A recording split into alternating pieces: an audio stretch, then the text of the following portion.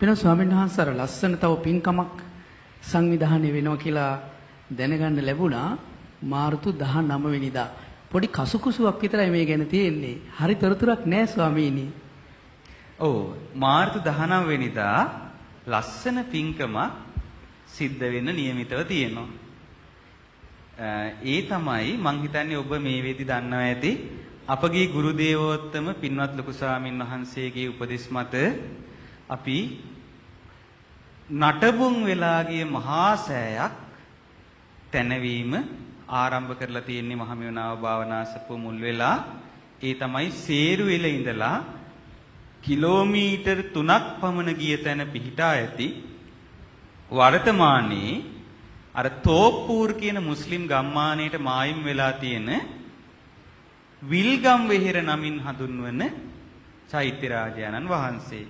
මෙතන වෙල්ගම් වෙහෙර නෙවෙයි. වෙල්ගම් වෙහෙර තියෙන්නේ කොහෙද? ත්‍රිකුණාමලේ.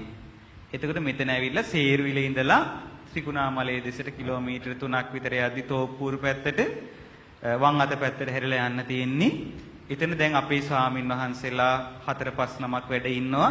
ඉතින් ඒ චෛත්‍ය රාජානන් වහන්සේගේ කටයුතු පසුගියදා ආරම්භ වුණා අපගේ ගුරු දේවයන් වහන්සේගේ සේරුවිල නායක මාහිමිපාණන් වහන්සේ වර ප්‍රමුඛ මහා සංඝරත්නයේ සුරතින්. ඉතින් ඒ උතුම් චෛත්‍ය රාජානන් වහන්සේගේ කැණීම් පුරාවිද්‍යා දෙපාර්තමේන්තුවෙන් සිදු කරලා පුරාවිද්‍යා දෙපාර්තමේන්තුවේ උපදෙස් මත තමයි ඒ ධාතුන් වහන්සේලා නිදන් කිරීම සිදු ඒ චෛත්‍ය රාජානන් වහන්සේගේ ඉදි කිරීම සිදු කරන්නේ. එහිදී අපි ඉල්ලීමක් කළා අපිට වර්තමානයේ ධාතු නිදානයක් කරන්න අවස්ථාව දෙන්න කියලා.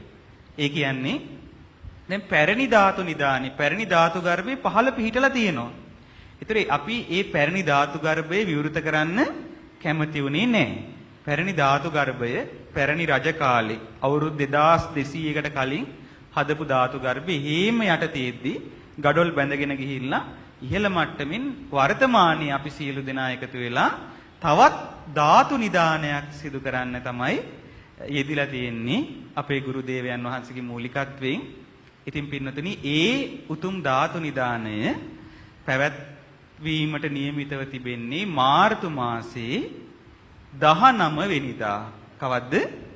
මාර්තු මාසේ 19 වෙනිදා සෙනසුරාදා සවස් වරුවේ තමයි ඒක ඉදිලා තියෙන්නේ. ඉතින් ඒක සිද්ධ වෙන්නේ හරි අద్భుත විදිහට.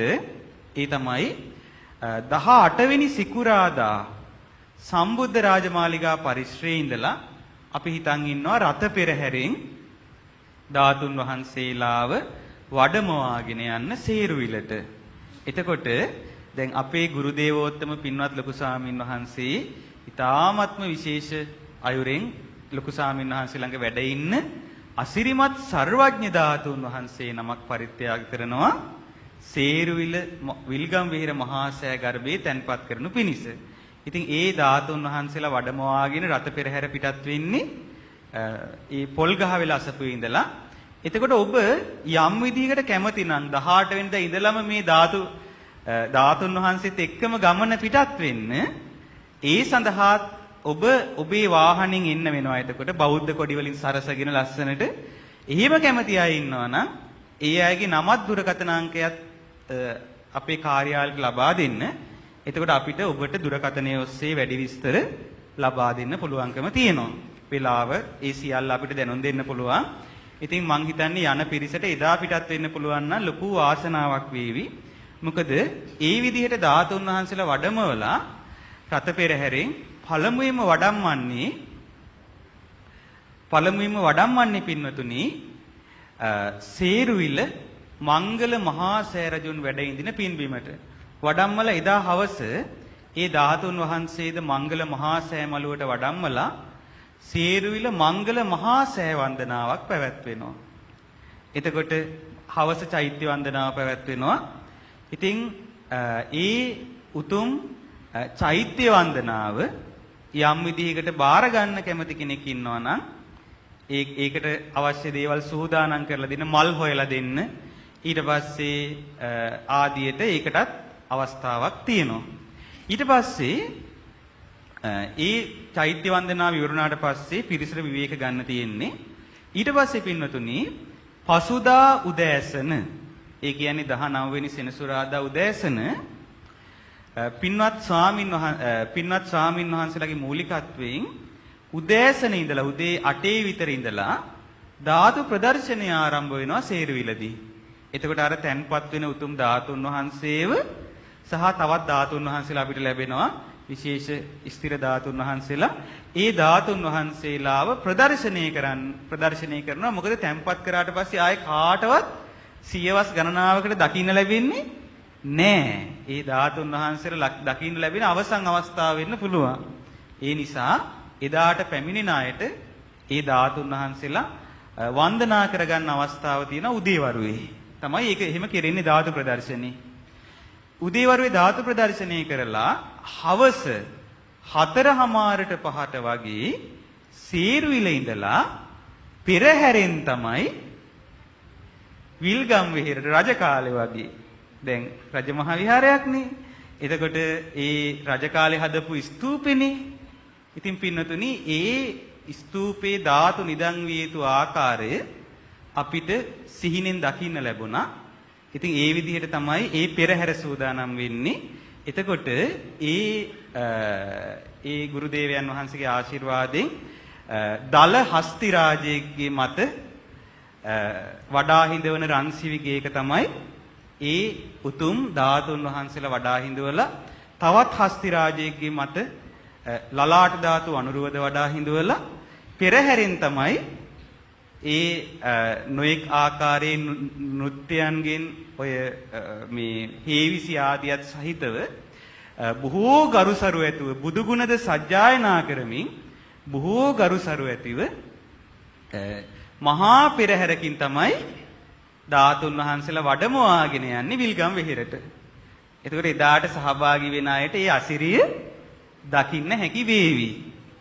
ඒ විදිහට මේ මහා පෙරහැරෙන් ධාතුන් වහන්සේලා විල්ගම් වෙහෙරට වඩම්වන්නේ හවස 4:00ට වගේ. මොකද ධාතු වංශයේ සඳහන් වෙන විස්තර අනුවයි ඒක කෙරෙන්නේ. ධාතු වංශයේ සඳහන් වෙන විස්තරයට අනුව කලින් ඔය පැත්තේ ඉඳලා පෙරහැර ආව සේරුවිලට. ඒ කියන්නේ ධාතු වංශයේ සඳහන් වෙන විස්තරය අනුව ඉස්සරලා හැදුනේ ඔය දැන් වර්තමානයේ විල්ගම් වෙහෙර නමින් හඳුන්වන චෛත්‍ය රාජානන් වහන්සේ. පස්සේ තමයි සේරුවිල චෛත්‍ය හැදෙන්නේ. ඒතර එහි ඉඳලා පෙරහැර ගියා සේරුවිලට. දැන් මේ පාර කලින් හැදිලා තියෙන්නේ මේ නටබුන් වුණාට පස්සේ සේරුවිල මහා සෑය. පස්සේ ප්‍රතිසංස්කරණය වෙන්නේ දැන් වර්තමානයේ විල්ගම් වෙහෙර නමින් හඳුන්වන තෝප්පුර දාගැබ. එතකොට ඒ පෙරහැර අනිත් පැත්තට තමයි මේ පාර යන්නේ. එතකොට එහෙම මේ මහා පෙරහැරෙන් තමයි ධාතුන් වහන්සේලාව වැඩමවීම සිදු කරන්නේ වැඩමවලා.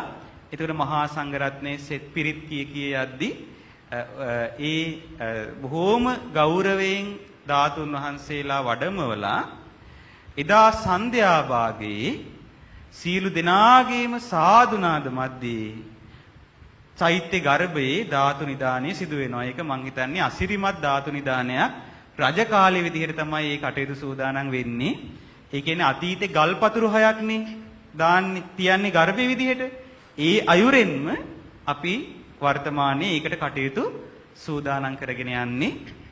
ඉතින් ඒකෙදි බුදුරජාණන් වහන්සේගේ ධාතුන් වහන්සේලා පිරිවරාගෙන රහතන් වහන්සේලාගේ ධාතුන් වහන්සේලා වැඩ ඉන්න අයුරෙන් හැදෙනවා වෙනම ලස්සන රිදී කරඬුවක්. රිදී කරඬුව ඇතුළේ රන් කරඬුව වල තමයි ධාතුන් වහන්සේලා තැන්පත් වෙන්නේ. ඊට පස්සේ ඒ කරඬු තැන්පත් වීම සිදු වෙනවා. ඒ වගේම පින්වතුනි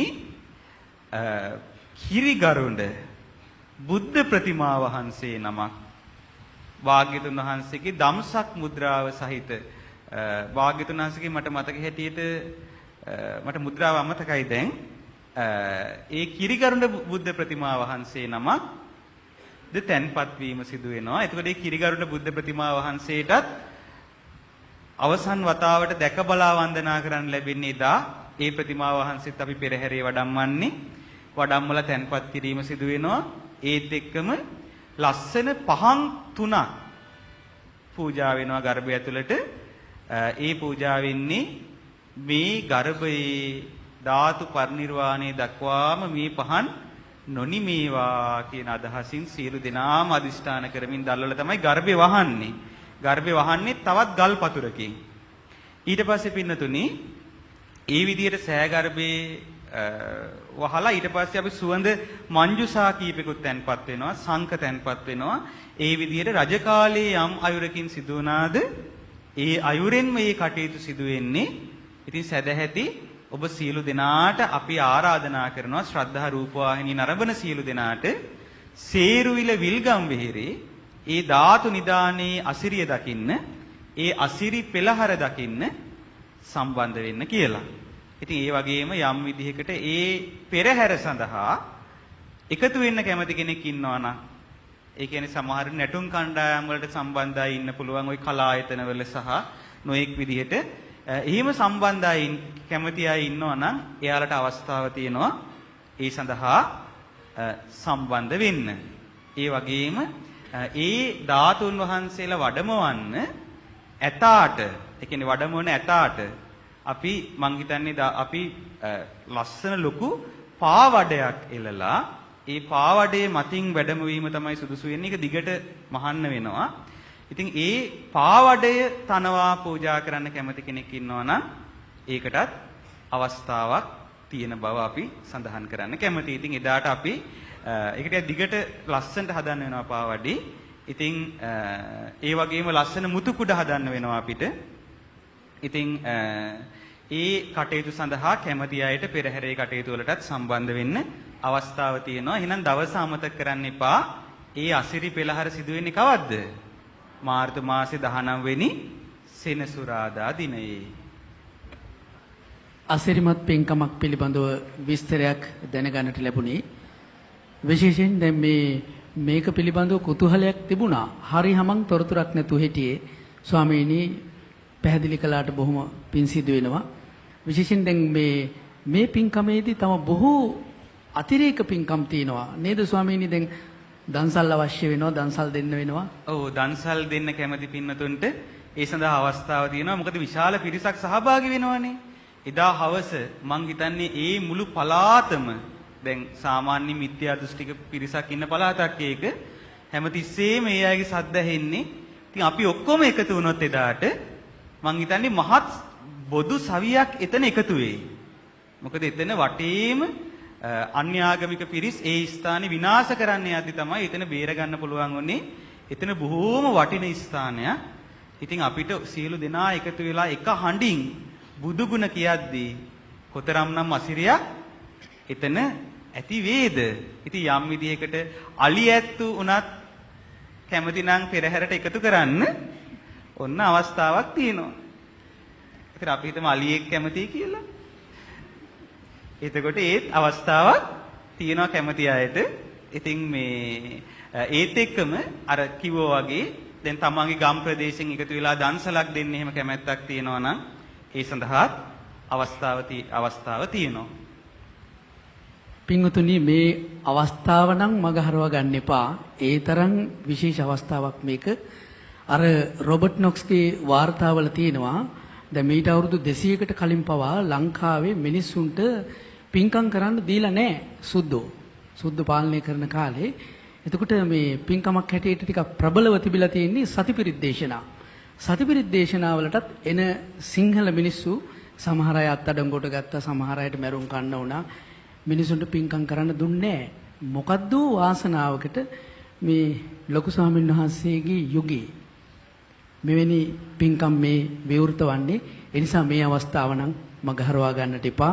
මේක දුර්ලභ අවස්ථාවක්. මේ විල්ගම් වෙහෙර ධාතු තැන්පත් කිරීම ආයේ කවදාවත් ජීවිතේ සිද්ධ වෙන්නේ නැහැ. මේ ප්‍රථම සහ අන්තිම වතාව මේ අවස්ථාව මග හරවා ගන්න එපා. මාර්තු 19 දිනය